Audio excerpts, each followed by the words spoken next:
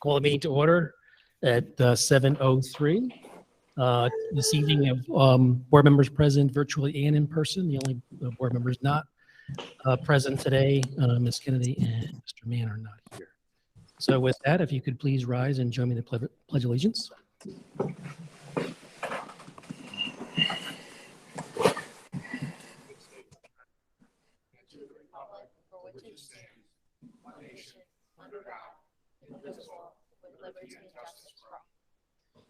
Thank you, everyone. Very special occasion this evening. We are going to welcome our new assistant superintendent for curriculum instruction this evening, and we're very pleased to have this meeting this evening, be able to appoint him to that position after a search. I will turn over to Mr. Simons for any comments at this time. Thank you, Mr. Buno. I want to welcome members of the community who may be participating in this meeting virtually, members of the board, both here in person and those attending virtually. We had a very rigorous, extensive process to search for our next assistant superintendent for curriculum and instruction. And out of 54 applicants, Mr. Roy Stiles rose to the top. Mr. Stiles is currently the principal at the Carroll Hill Elementary School in Troy, where he has successfully led several school improvement efforts at the school. He comes to the East Greenbush School District. He will start July 1st. He has a secondary mathematics instructional background. He brings to the district both a secondary administrative background, having been a high school assistant principal and an elementary principal. And I want to congratulate him on getting through the process, which was fairly rigorous. And I want to thank our committee because I think we've made an excellent choice in Mr. Stiles. So I'm glad that he is here with his family, with his wife Stephanie and his 4 children.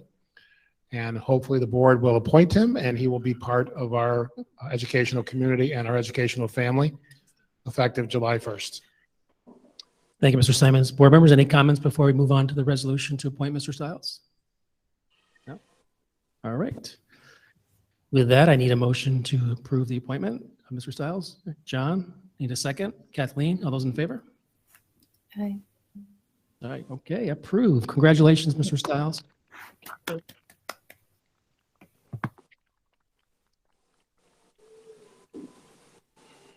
I was telling Mr. Stiles' family that when I was appointed in this very same room, I had a better opportunity after the meeting because Friendly's was located right across the street. So you might have to drive a little bit further for some treat to celebrate with your family. But congratulations to the entire family and welcome to the district. Yep. As you can see, we have a large crowd this evening to welcome you on board. But it's very special, our the spring here and the weather and things like that. So I'm really happy to have you join the district. We look forward to working with you in transition in that role. It's a lot to learn from and a lot to give in terms of supporting you in the district, and whatever support you need from us, we'll be there for you as well. So if you have anything to say, you're welcome to say some comments now if you'd like. The microphone? Sure. We like to put new people right on the spot. Yeah, I do that sometimes. So I want to congratulate Mr. McHugh on his upcoming retirement. Very exciting. I'd like to, say thank you to Mr. Simons. You've been great throughout this whole process, and thank you to the board. And I'm really looking forward to getting started July 1st. Excellent. Thank you. Thank you.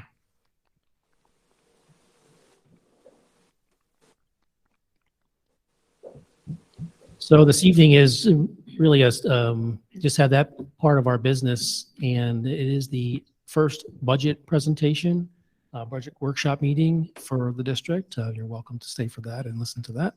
And Mr. Simons will take us through the first presentation of the budget for 22-23. Thank you, Mr. Buno. I want to make sure that this microphone is working and everybody can hear me okay? Okay, very good. I'm going to move over to this area because we're going to be using 2 screens, the large screen on the stage, but also this screen here. This screen is really for me and my 50-year-old eyes. so I don't miss any details. So I'm here tonight with the support of the board and the administrative team to present what is a preliminary budget plan for next school year. This is our first scheduled workshop. At this point in the budget process, the numbers that we are presenting are very preliminary. So we expect over the next week, 2 weeks, 3 weeks to continue to make adjustments to the budget. Our goals are always to provide continued educational value to our community through excellent programs and instruction, but also to make sure that we present a budget that is affordable to our taxpayers. And each year and every year, that is a difficult balancing act.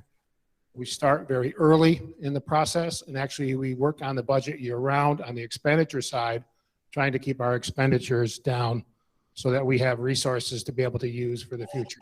So tonight in this presentation, I will talk about the board's goals.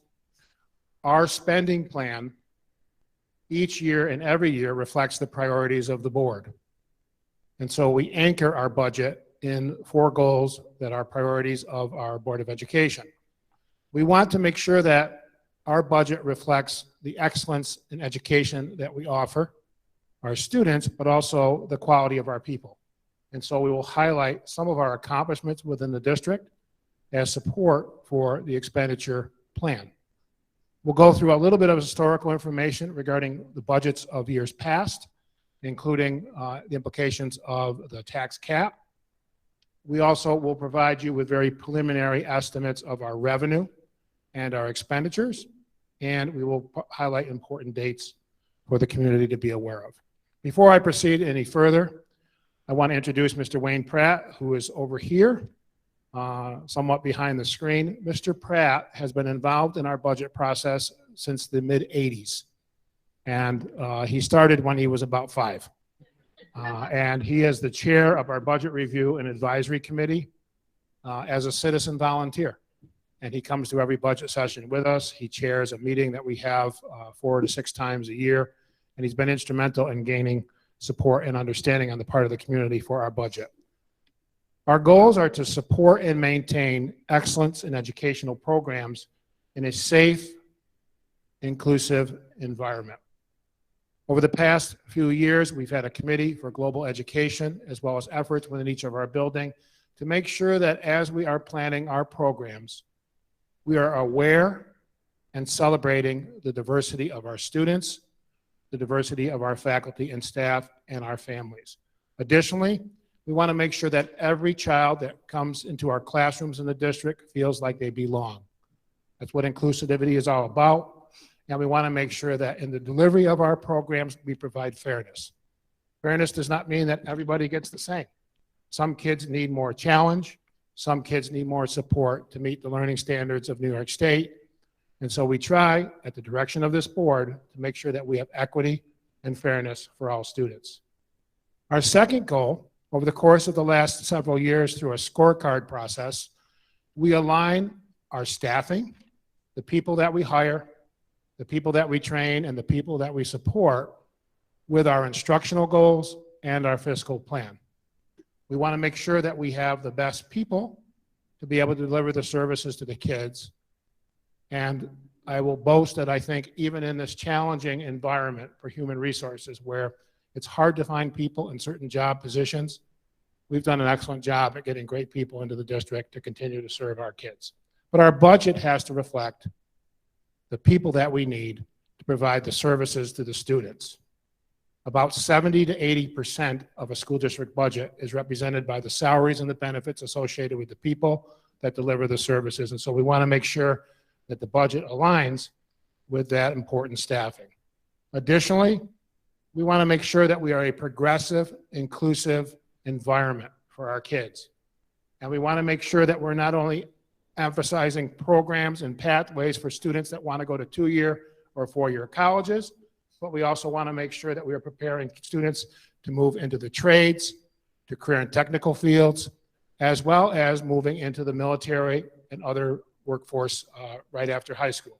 So the board has asked the district to broaden the programs that we offer our students. We've been making a strategic effort to do that over the course of the last few years. We have more kids, for example, participating in CTE programs through Questar BOCES than we've had in a number of years. And those numbers reflect, in some ways, some of the adjustments that we've made to the budget.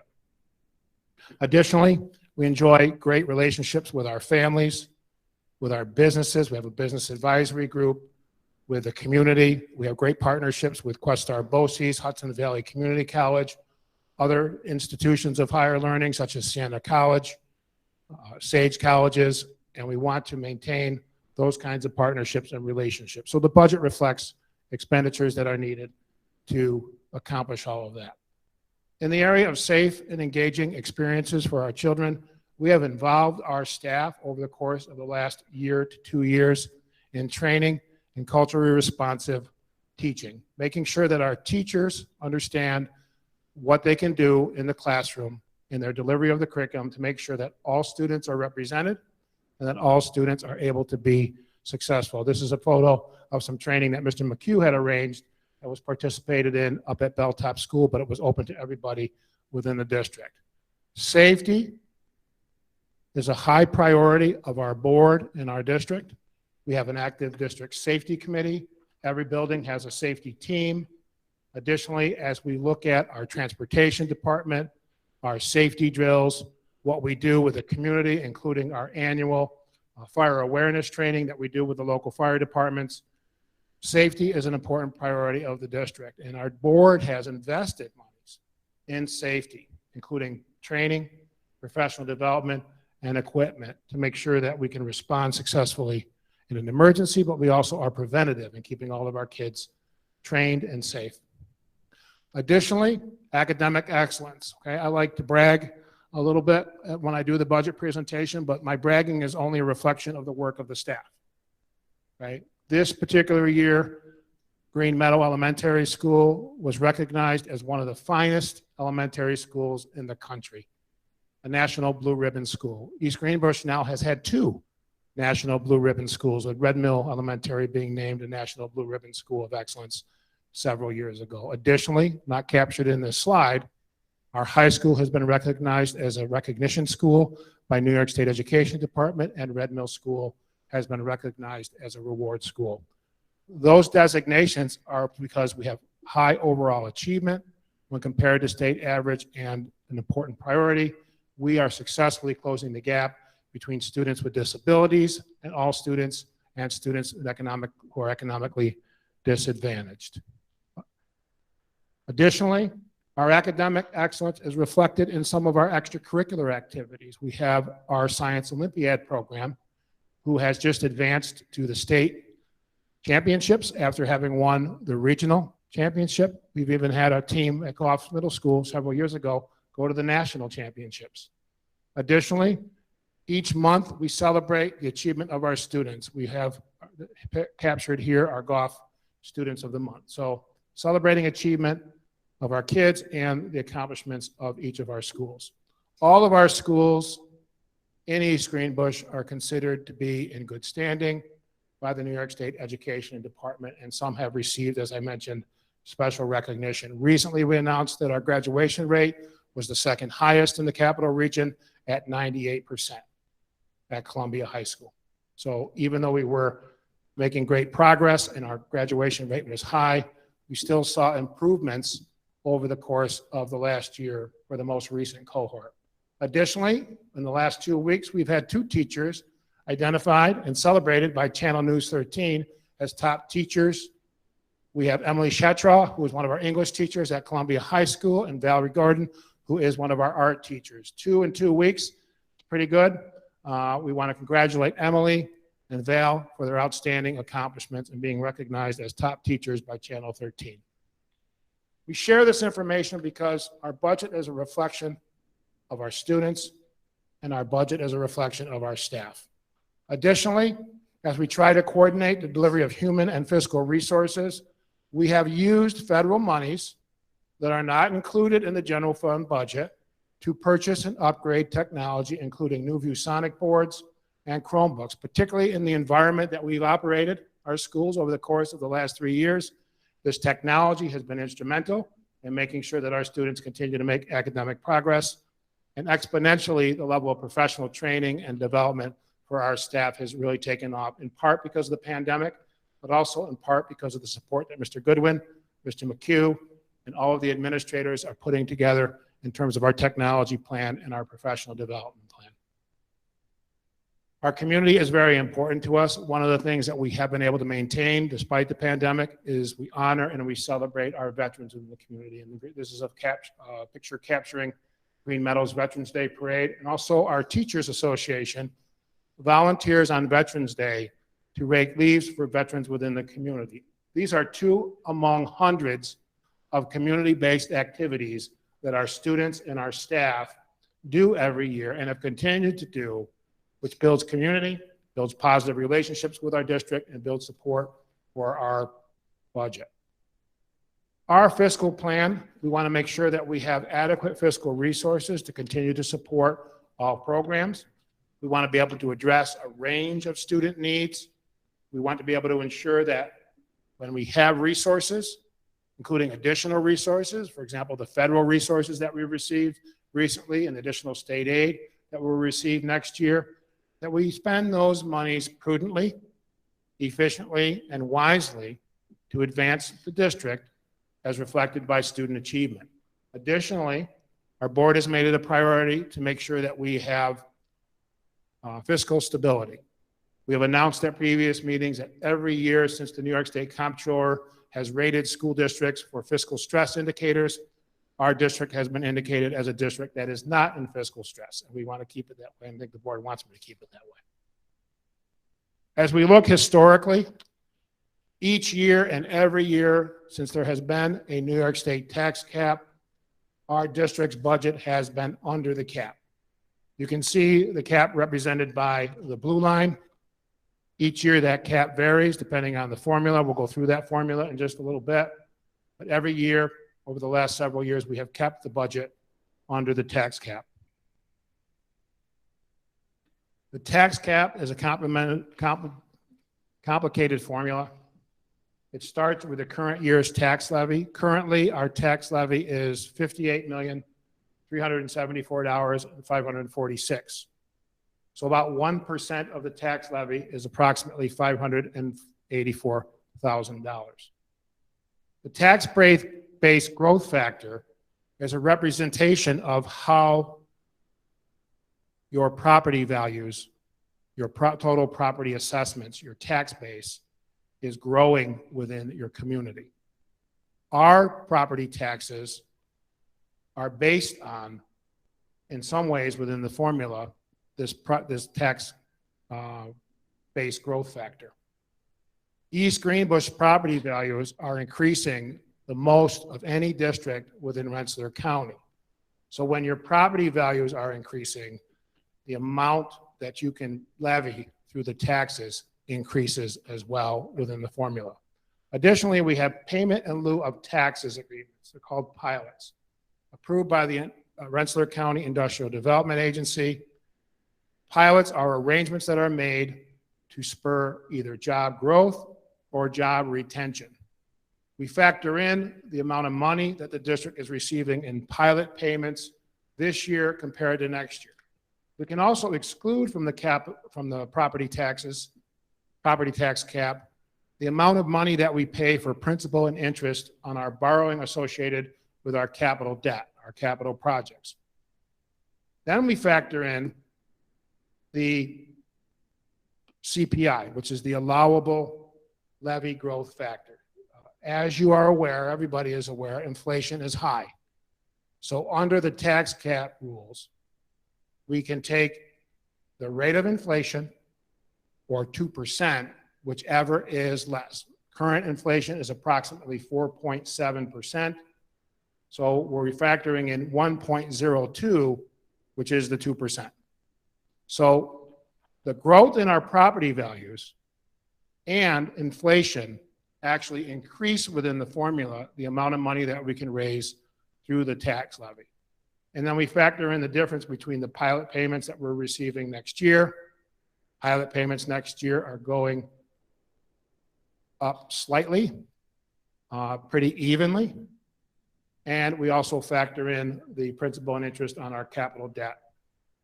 And our tax levy limit, without going over and requiring a supermajority vote, is 4.94%.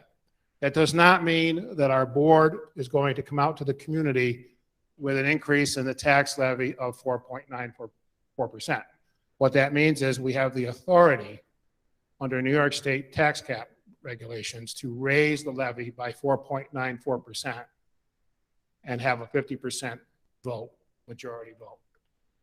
Districts that attempt to exceed the tax cap have to have a supermajority vote of more than 60%. You can see that compared to last year, our tax-based growth factor is increased quite a bit.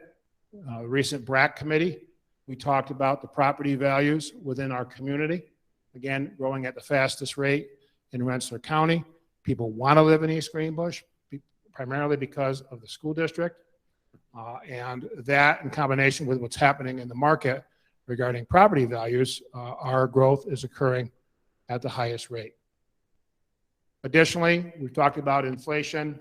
You can see that in some years, the inflation rate was far less than 2%, and so the tax cap was far less than 2% for many districts. The tax cap next year is based on where inflation is, and inflation is higher, so the tax cap formula allows us to raise the tax levy a little higher. Additionally, we are working on the expenditure side of the budget. There are two primary sources of revenue for a school district. It's the tax levy and state aid. Our state aid is increasing next year. We're being brought up to a full funding, but that does not mean that we don't work on the expenditure side of the budget. Right? State aid does not increase above and beyond the amount that the budget increases. So our average budget increase over the course of the last 5 years has been about 2.8%. That's budget to budget. But even when the budget is approved, we try to keep the expenditures down. So as we move towards looking at some of the numbers, we have to consider the fact that we want to have our budget line up with the averages and the trends that have been consistent with the board's expectations over the last several years. The board has seen some of the requests from our administrative team, and we appreciate that our administrators continue to participate in our budget process. We have not fully evaluated all of these requests at this point. That is something that we plan to be doing through the course of this week and early next week as we present a different budget to the board next Wednesday at our regular meeting.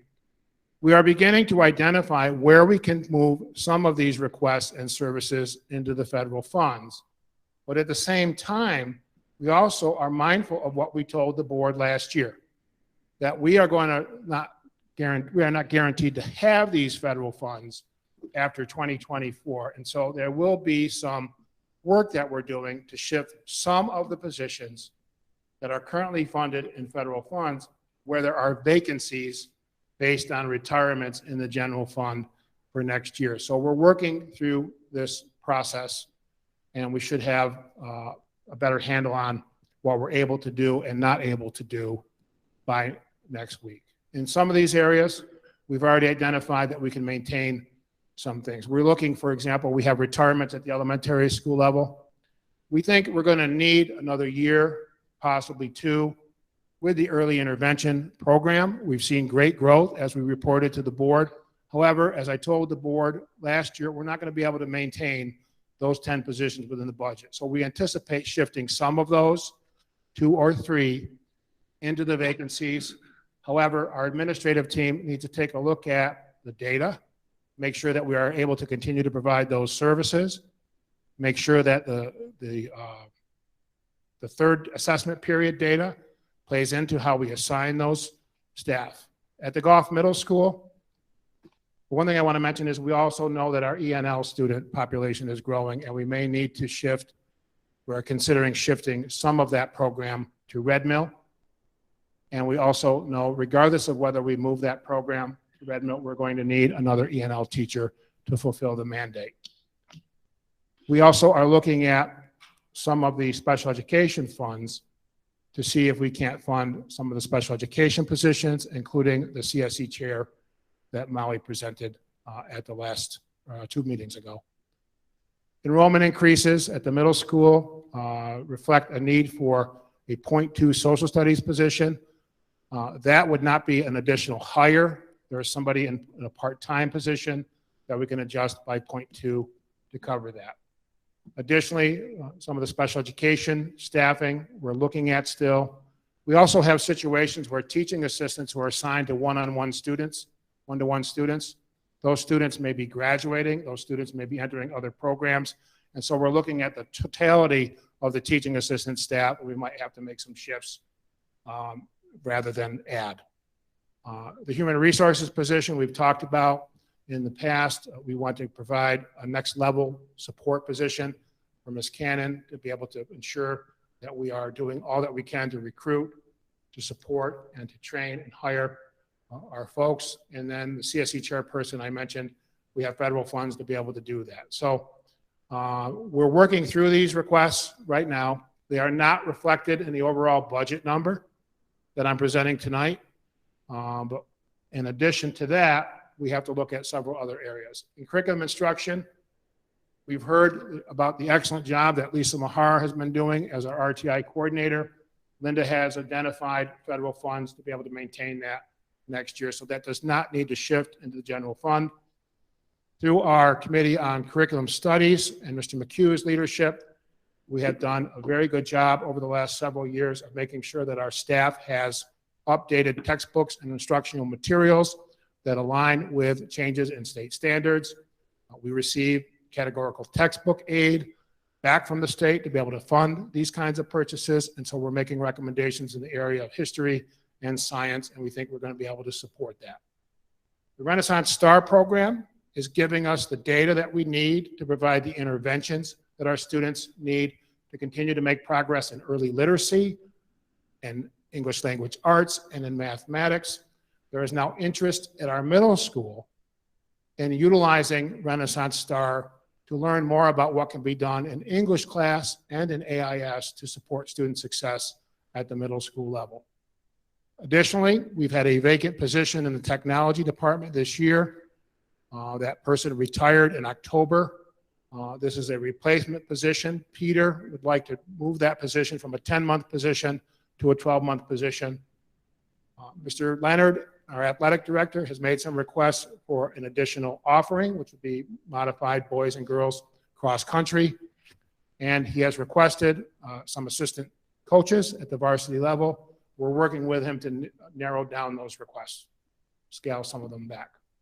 Additionally, we've made some adjustments to the equipment that Mr. Bickle has asked for operations and maintenance. The truck is really needed for snow removal. We've asked him to find a smaller lawnmower, less expensive, and that adjustment has been made. The transportation department, we are working to bring technology to our bus service. There are 3 technology plans that are in place right now. The first one is upgrading the TransFinder system that we use for routing. It's really our routing software. There's an upgrade, a web-based version that's much more user-friendly, gives us more information, and we feel that that will help our transportation routing go more efficiently. The Stop Finder is a program that will enable parents to go on their phone and to know where the bus is at any time. That should cut down on the frequency of activity within the office. It should also be an assurance to parents that they can know when their child's bus is and when it will be there. And additionally, the third area that we're looking at is an application that will enable us to have the kids get on the bus, swipe a card, and we'll know the ridership, who's on that bus. That is something that we're looking to do. So 3 applications of technology. We feel that those are important, and Linda has been working on that with the transportation department. On the revenue side of the budget, at this point in time, I must emphasize that this is very preliminary. As we look at revenues, the current tax levy is $58.4 million. The revenue we receive through pilots is about $6.6 million. Our state aid is $29.4 million. Federal revenues, $350,000 is Medicare reimbursement for our health insurance program when our employees retire and become age 65, eligible for Medicare. There's a reimbursement to the district.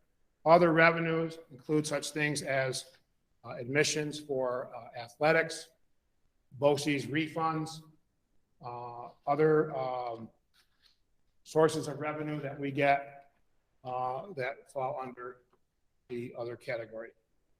Interfund transfer, we have a debt service fund in the district. The debt service fund, in consultation with auditors, has been recommended to bring that down a little bit. So we want to appropriate $525,000 from the debt service fund to offset any anticipated gaps and to also protect against increases in the tax levy. So our total revenue, when taking into account an appropriated fund balance, we have fund balance and reserves. We're going to appropriate $6.8 million. Our total revenue currently is $103.5 million. Our state aid is increasing by about $1.6 million. But as you see, when I go to the expenditure side of the budget, our budget is going up 3.4. So even though we got a generous state aid increase, we still have work to do to bring that expenditure side of the budget down. So right now, as it stands, I'll point up here, the $60,125,410 amount under the tax levy represents about a 2.99% increase in the tax levy. We're not proposing that the board adopt that tonight. We want to work that down. That is approximately, and if I get this wrong, about $1.8 million. It's the difference between the $3.4 million going up on the budget and the 1.6 increase in state aid. So we have to work to close that gap. On the expenditure side, Peter, if you could advance this, because this is where my eyes will fail me. You can see that our efforts to try to balance the budget. We have a $103.5 million budget right now. We are proposing at this point in time a $106,966,000 budget to budget. That represents about a 3.3% increase. And again, there are some numbers within these estimates that will come down, but there are also some others that may have to be adjusted differently. The $8 million estimate for BOCES services is a placeholder. Linda has been working at looking at the accurate accounting of the services that we're planned to receive next year. So we anticipate that that BOCES number will be a little bit less. However, BOCES budgets are based on a formula called ARWADA, and the districts share in the cost of BOCES services. And the BOCES has put together a really reasonable increase in the budget for next year. However, East Greenbush's enrollment is going down by less than the other districts within the BOCES. Our enrollment is stable. Second factor that's affecting our portion of the BOCES budget is our property assessments are growing faster than all the other districts. So those two factors in combination contribute to our district, the largest district in the BOCES. Those factors we will be paying a greater share of the BOCES budget this year. There's nothing that the board can do about that. There's nothing that really we can do about that unless we wanted to reduce services. And we're happy with the services that we're receiving. We got more kids going into the CTE programs.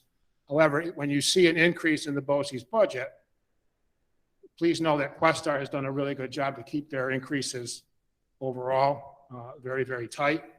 But we're going to pay a greater share of those increases because of factors that have to do with our enrollment and our property values. So we've got more work to do on this. There's lots of things that we're going to be looking at over the course of the next week. We want to finalize enrollment. We're looking at equity across the district in class sizes. So for example, we see that the numbers in one grade level and in one school seem to be disparate compared to another school. We may be making adjustments in staffing that where we shift people so we don't have to add. We're going to be looking at the AIS staff, the early intervention staff, and figuring out what we can do to shift some of those positions where people have retired. We're going to be looking at teaching assistant staffing. You may recall that we hired a bunch of teaching assistants. They've been great, but in some ways we hired them to support us with the COVID protocols. We also have vacant teaching assistant positions right now that we're not going to fill until we make the staffing pattern for what we need next year, and our administrators will be helping us with that. We need to finalize health insurance. You'll notice in the budget that the employee benefit line goes down next year compared to this year. That is a factor associated with ERS, our employee retirement system. Percentage of an overall payroll that has to go to the employee retirement system is down next year compared to what it is this year. However, we haven't quite finalized all of our health insurance information. Additionally, we want to look at those requests. We want to continue to provide services, including reasonable class sizes to the kids. We want to continue to support our extracurricular activities, but we want to bring that gap between what is projected as our expenditures for next year, that proposed tax levy of 2.99%. We want to bring that down. And we want to do a full-scale inventory of furniture. We know that we have furniture in the pods that are located behind each building. We need to pull that furniture out. We need to see what can be used before we go and buying new. I emphasize all of these things because as we work to try to control our costs, we also have to balance those considerations with where we want to continue to go to support student learning in our programs. So this is our first budget review session. We're going to have another one a week from now. I expect that some of the numbers will change. On March 28th, board candidate petitions are available. So any of our incumbent board members that are up for re-election, those petitions will be available, and any member of the community that wants to run for the board, those packets will be available starting on the 28th. The board will need to adopt the proposed budget on April 13th. Everything we're hearing is that there will be an on-time state budget. The deadline for board candidate petitions is April 18th, and our budget vote is the third Tuesday of May, which is May 17th. Very preliminary. This is where we stand at this point with our budget, and we're going to continue to work over the next week or two to refine it. I'll take any questions that the board may have or any members of the community. Thank you, Mr. Simons. Very comprehensive and detailed for the first look at our budget. As the board members know who have been here, this is the first look. As Mr. Simons, there's still a lot of data to look at, to consider, and to make sure that the budget we present to the public is the best budget we can to support our board goals, what the community expectations are given the environment with the pandemic and inflation and all the other considerations that impact our taxpayers as they support our school district. So is there any questions from the board members virtually or at this point? Anyone? Kathleen? Mr. Simons actually answered mine before I Okay. got a chance to ask it, because when I saw benefits going down next year, I said, okay, there's got to be something wrong. So thank you. Joanne? Anything? Michelle, Frank, or Jennifer? Any questions on the first? Good. Beautiful presentation. Thank you, Frank. Thank you, Frank. John? Just a comment, Jeff, in one of the going to the priority request, we talked about the E&L considerations. I think looking towards the future, as we discussed, this is going to be a need for this district and a need for a lot of districts. So I guess my question would be, is there any funding federally to support this trend in this type of service? And also in the Global Education Committee, we spoke about trying to coordinate the A&L teachers with the translation service, maybe a family liaison position, and maybe there might be monies out there for that. That was only two things that popped in my head to maybe look at. At this point, I'm not aware of any dedicated federal funding for E&L services. I believe that if there were room within the federal grants that we currently receive, that a transition coordinator would be an eligible expense for the current grants that we receive. Thank you. Jeff, does the last meeting we had a presentation from the middle school and the Jumpstart program? Would this budget consider the needs there? Everything that was presented regarding the Jumpstart program is currently in the federal funds. Okay. The one piece that we're still addressing is we were looking at the teaching assistant positions in the context Right. of all of the teaching assistant Okay. positions. Okay. But the dedicated counselor and that program in and of itself is in the federal funds. And the ongoing mental health needs we may be facing for our students? Yes, we added last year, in addition to the county mental health clinic, we added 2 social work positions. Right. We have a vacancy currently in the middle school, and our plan is to shift the social work position that we hired under the federal programs into that vacancy so that we can sustain Good. Some additional start to sustain that the social workers that we added. So it's really a retirement that's occurring. Okay. And the social work position that is focused on student family engagement specialist, we're going to slot that in to the middle school. Okay.